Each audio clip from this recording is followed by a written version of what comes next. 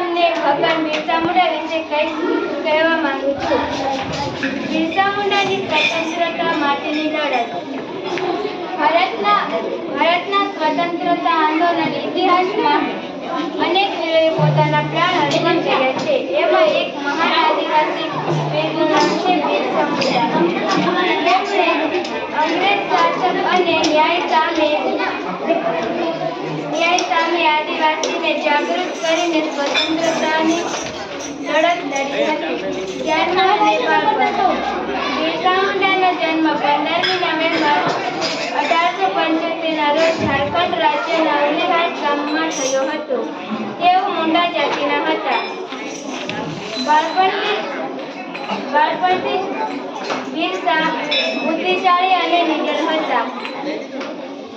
તેમણે પોતાની પ્રજા પર થતો અત્યાચાર જોઈને સ્વતંત્રતાની જ્વાળા હૃદયમાં પ્રગટાવી.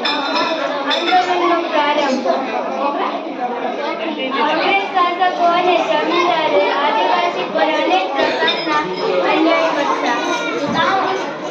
આથી બિરસા મુંડા તેમની વિરુદ્ધ પૂર્ણ એટલે કે મહાવિદ્રોહ આંદોલન શરૂ કર્યું.